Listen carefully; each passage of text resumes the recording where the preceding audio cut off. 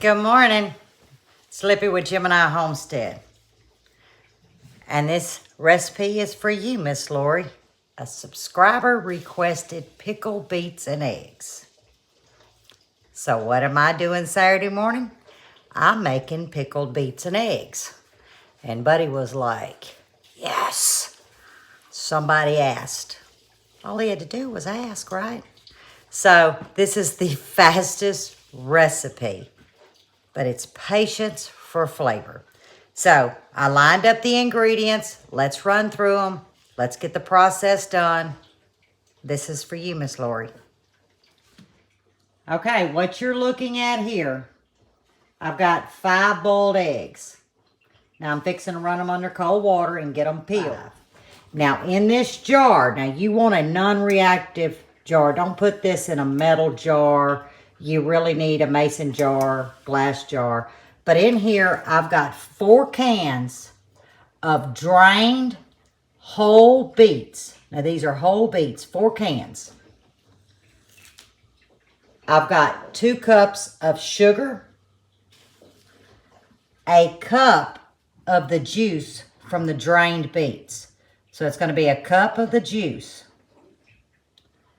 3 cups white distilled vinegar, and on this plate is a teaspoon of salt, a teaspoon of whole allspice, and a half a teaspoon of whole clove. Now you're going to ask what I do with the rest of the juice. I discarded it.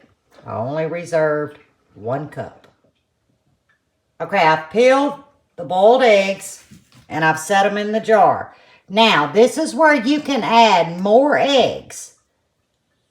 You can actually add a few more beets, but you're going to have to double this recipe. But you can definitely add more eggs. So again, let's make sure it's 4 cans of drained whole beets, 5 boiled eggs or more. Now we're going to get this all mixed up. All right, we're sitting on about a number 7 on the stove. We're going in with 3 cups of white distilled vinegar. I would not recommend using apple cider vinegar. It will alter the taste of what you're trying to shoot for. So that was 3 cups of white distilled vinegar, a cup of the juice from the beets, 2 cups of pure cane white sugar, 1 teaspoon kosher salt, a teaspoon of whole allspice, a half a teaspoon of whole clove.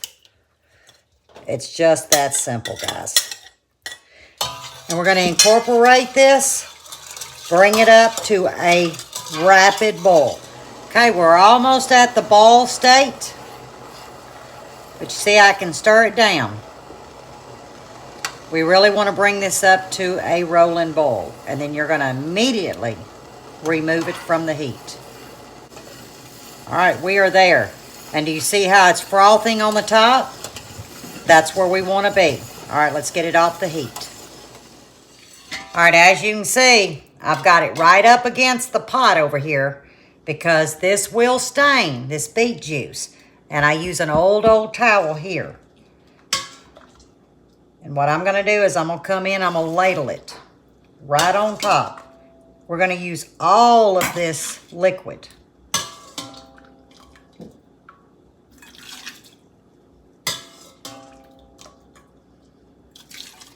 And there you have it, guys.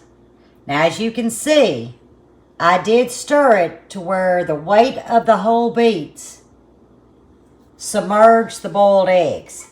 And the reason why I did that is because they're going to turn a beautiful beet color. They're tucked up in there. And of course, I'll stir them again to move them around. If not, it's going to be a white spot on the egg. There you have it. That was a little warm. Now here's the key.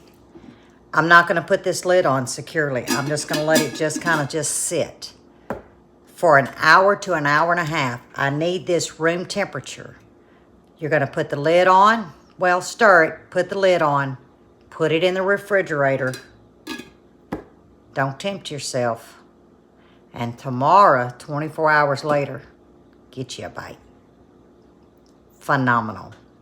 But you got to be patient.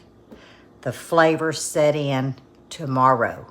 So, don't just throw it in the fridge. Hour to hour and a half, let it get room temperature. Screw the lid on, set it in the fridge, enjoy it tomorrow. I hope I did you justice, Miss Lori. Now I gotta go tell my husband he has to wait. Bye, y'all.